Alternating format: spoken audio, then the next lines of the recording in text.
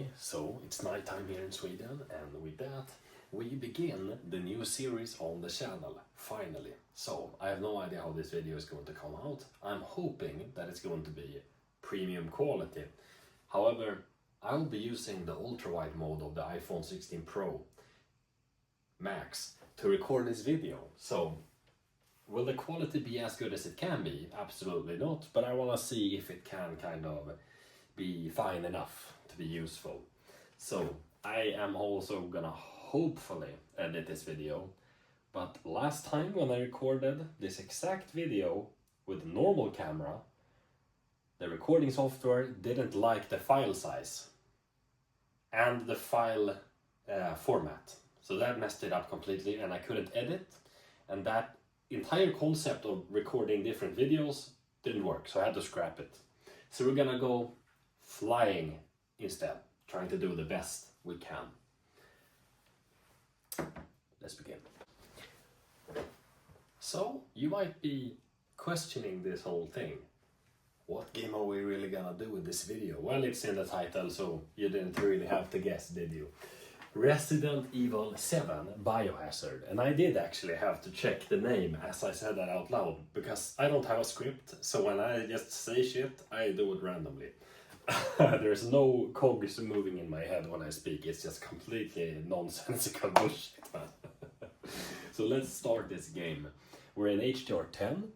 The signal type is auto, and we're gonna calibrate this using VRR and 120 Hz container. So if you're using this in 60 Hz container to get higher resolution, this video is not for you, but you can use the settings still and try to get your own kind of setting subset. So we're gonna just go into the game, use the save file that I always use when I play this game, which is the free mode, one that I have in easy mode, where all of the AI have disabled, so I can just walk around and take in the atmosphere of this horribly scary game. Okay, sitting way too close right now to the TV, playing 120 Hz, I can really feel my eyes straining, but I'll try to make this as comparable as possible. Okay, so we're gonna move out here towards the middle section of these two trees, and we're gonna look over to the other tree section here. Now I have to double check how this looks on camera so that I don't have to, oh shit, record this 2 times. Okay, it actually looks pretty good. It looks good because I can showcase exactly how it looks in real life right now. So, in real life, this would not be this bright. It would look really dark and also extremely terrifying. At least if you're somebody that is actually terrified by darkness and nighttime, this doesn't really invoke that feeling. Now, if we turn around and we move over here, well, yeah, maybe a little bit scarier, but it's not even close to how it would have been in real life. Like, real life is infinitely dark. When it's nighttime, there's no light source, there's no scattering of the light, there's no bounce lighting. It will become immensely dark. We will have black level crush in real life, because our eyes can't perceive the light. We need larger pupils, we can't get that as humans. Cats have it, we don't. We will have black level crush. So we need to get as much darkness, as dark, deep midtones as possible, which is this fog here, and as much shadow detail remaining as possible. Now, everyone won't agree with these settings, so keep that in mind. These are my settings, not necessarily yours and your preference, but this is a tip from me to you to make this game, Resident Evil 7, specifically this game, in VRR, 4K, HDR, auto, 120 Hz signal, to make this game feel like it is real life. You will feel a lot more nauseated, and you can get a headache from watching this game, playing this. I think it's just, you tense up a lot playing a scary game, and then sitting in a dark room playing this calibrated is gonna be a little too scary. I think your brain is gonna never really slow down and calm down, because it just constantly feels kind of eerie.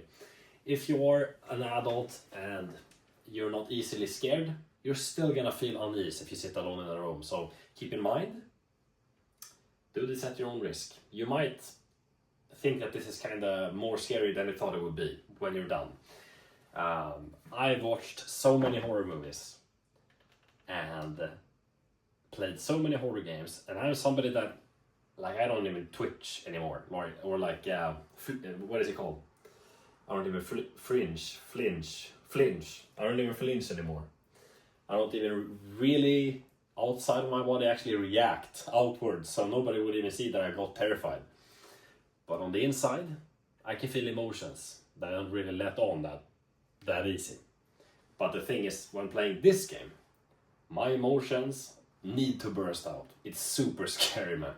Not all of the sections of the game, but when you're walking alone and it's dark and you just hear sounds, that's eerie as hell, man. The jump scares don't get me at all. So just clearing that up. I'm a man, goddammit. I'm not scared. Okay. So today we're gonna use either it's RPG or it's RTS. It's RTS. I've already done that calibration, but we have to redo some stuff here because some stuff is wrong. Okay, so now when looking around, it's a heck of a lot more realistic looking. Even looking at this place right here, you can see it's beginning to get there, but it's not really there yet. I'm gonna check so that it's still showing off what I'm seeing in real life here. And yes, it is. Now keep in mind, as we're recording this with a phone and not a DSLR camera, some of the black level detail, because of the bright room, the reflections of the TV, and the darkness mitigation of the phone camera, you won't be able to see all the black little detail here. And with my eyes, if I turn off the lights, I might be able to see more than you can on video. So keep that in mind. The level of black little crush that you see on video might not be representative of what you actually would have if you tried the settings on your own. Good. Now you're also gonna have more black level crush if you use boost mode. This mode right here. The input lag boost. So if you use this, prevent input delay, on boost, it will be darker. Keep that in mind, guys. If you use that mode, with these settings, you will have more black little crush than I have. Good. Now let's begin with the calibration. It's actually very easy to calibrate a game like this. You just need to push down the black stabilizer until this fog is no longer glitched. And at 0, which is super low in many games, but in this game it's perfect. It actually really cleans up the entire resolve. Now I want to boost white stabilizer to 5. We're not going to touch black level. I have sharpness on 30 because this game is actually pretty blurry. When 60 FPS mode is on, it's okay. But in the 120Hz mode, it's 1080p. It can be really TAA blurry. I like to add super resolution, either low or high, and 30 with the sharpness. Now the color is a little weird. I'm gonna use native color gamut, but we are using 35 game color depth. Okay, and white stabilizer, just in case I didn't say that. We're also using dynamic tone mapping, and I will show the in-game brightness settings real soon. Okay, now we're gonna go into the game tab, and fine-tune dark here is at -17. I'm just gonna drag this down. See, is this? Yes, it is working. Okay. So we want it to be on 17. However, that is the correct value, but we have some of this mid-tone. I don't even know what this is called, honestly, in English. I can the naming of this type of issue with the calibration in Swedish, actually, because I trained to become a calibrator, but not in English. I have no idea what that is called. It's like the mid-tones are inverted with their information. So the information of the mid-tone has a 0 to 100 range in their contrast. And it's like it has been inverted. So the information that you're seeing with the fog, it's like it's inverted somehow. I don't know what it would be called, honestly, but how do we fix this? Well, most of the time you can change the tone mapping of the game to mitigate such an issue. It won't always work in every game, but we can try it out in this game. So brightness would be the case. So now, when you dial this down, this will change 2 factors. The brightest of the brights in this game and the mid-tone washout. I don't know what to call it. So let's try 400.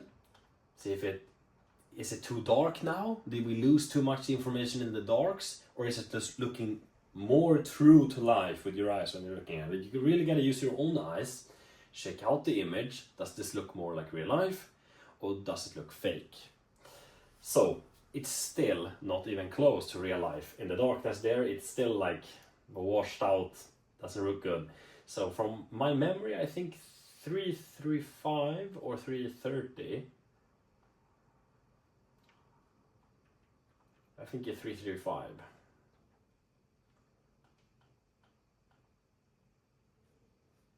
Yes, I can still see all of the details there in the dark. Here on the ground, it's becoming really hard to see the details.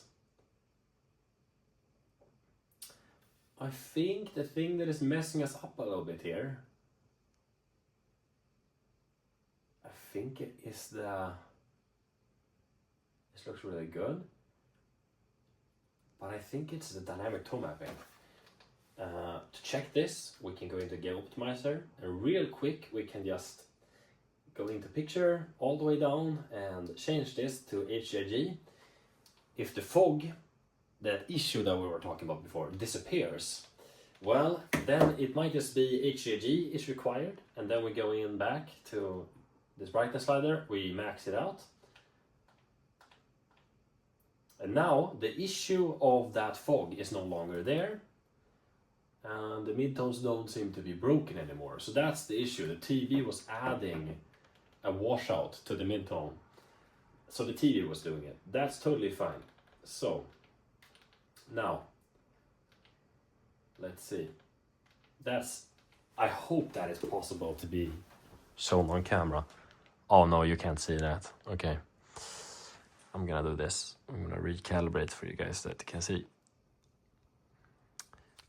Okay, you're gonna see my window as well. So you can see the midtones there. And as I brighten black stabilizer, this is black stabilizer 3. And then we have 2. Then we have 1, that looks normal. Then we have 0. 0 is a little too dark, right? But 1 looks comparable.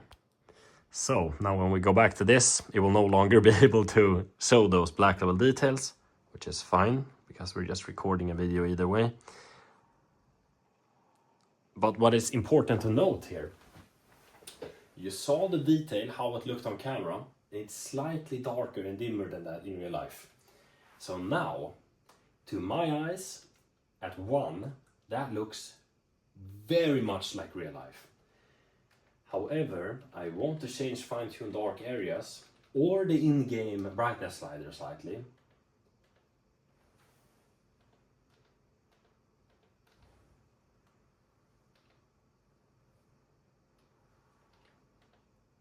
I'm gonna turn off the lights just for a second.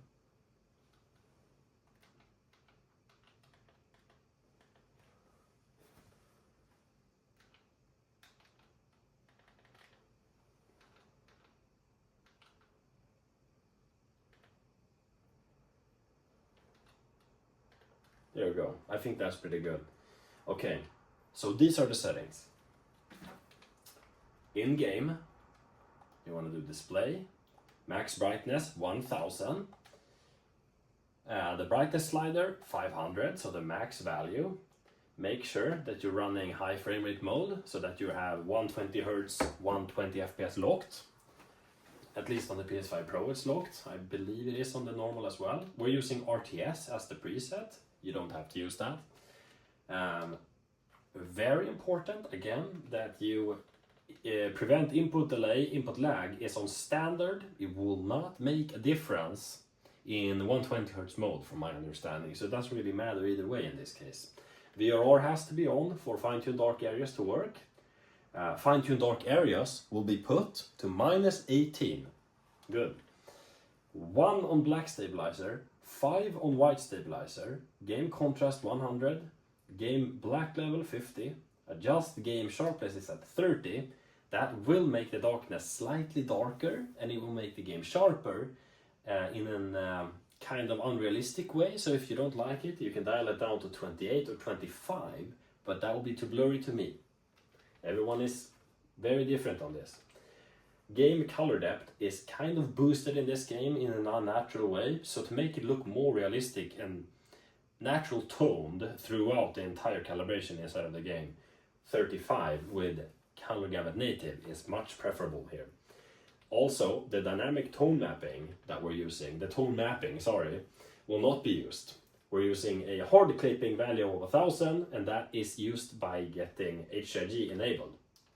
I'm just gonna check. Yes, it's looking the same. So, dynamic tone mapping has this issue. Off doesn't have the issue. HDR has higher highlights. So, there we go. It's really that simple. Now, I have details here in the dark. Let's see. But they are dark and indeed very deep. I will lock it like that. And let's go on a stroll. Now this looks super scary. I can actually see a little bit more in real life here than I can on the camera. The sky is not that bright. It's really bright on camera and it's super dark gray brown in real life. So it's not even close to the same there. Let's see, how the heck do I get here? And yeah, and that the specularity from this is not this bright either. It's a lot more dim. It can be bright for you, but for me, I'm using 30% on the brightness, so it's not gonna be even close to the same. Let's see, can I use the twice camera zoom and fix the quality a little bit? Look at this, guys. This looks super real. Looks like I'm recording it almost.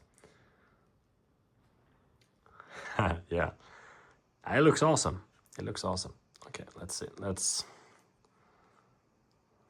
Maybe I can't. I need to turn on the lights. I freaking forgot about them. Okay, so now we're gonna do a comparison before I end the video, because I feel like we're already done here. Just letting people know how huge of a difference this actually is. We gotta compare, right? That's only fair. So I'm gonna give you 2 examples of the comparison. So, my calibration, default. My calibration, default. Now let's move into the house area of the game.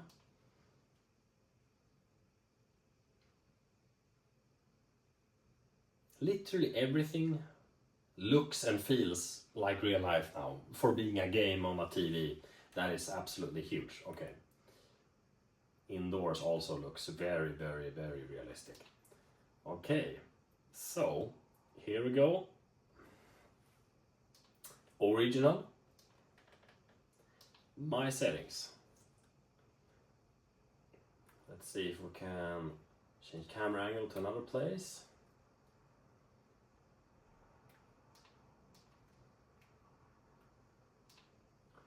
Original, my settings. Now, I'm pretty sure on camera you won't be able to see this, but for me, I can see the details here in the dark. Very slightly here. Here it's looking like Black Crush. But then again, remember in real life, it's most likely so that it will be even darker than this. So this is just like, it's so close to reality as you can get before it starts to kind of ruin the game, because it's too dark. This is too dark and it will be eerie and spooky at the same time. But no, this is not scary at all in comparison. It's scary if you're easily scared by people running against you and chasing you. But what if the game could just feel scary at the same time? This is where you would want to go. So there is this section at the start of the game, right here, where you have this door. And I think my settings really represent how it should look. It looks really just like the loading screen of the game. And when actually playing the game, it doesn't really look like that. So now it actually is looking like it's intended to look. It can be here. Showing off this, you have a kind of, I don't even know what to call it, but as I said, there is some washout in the image here. Remember, we are not using dynamic tone mapping in standard, it's still locked in HDR. So this is not ruined because of that, it's just a bad calibration in game. And boom, now it's fixed. Now the biggest thing that I see, white stabilizer pushes the white aspects of the rug and the porcelain or whatever it's called here on the ground, and the lamps, they become a lot more separate from the image when the white stabilizer is pushed, making them push out from the rug a lot more, just like in real life. White tends to really separate itself from other colors a lot. This game is a clear distinction of like how a game should look. It's amazing that this game actually ran on a PS4. Really impressive stuff. Yeah. But what do you guys think about this video, and what do you guys think about this calibration? I think if you have played this game many times before, or even just once, this is how you should try to play it again. I am using the reference of how this looked on PS4 with VR. That is a really good OLED experience actually.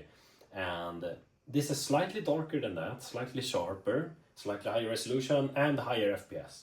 So this, if you use a PS5 Standard or PS5 Pro, this is gonna be the best way to enjoy Resident Evil 7 Biohazard. Thank you guys for watching, and I'll catch you guys in the next one.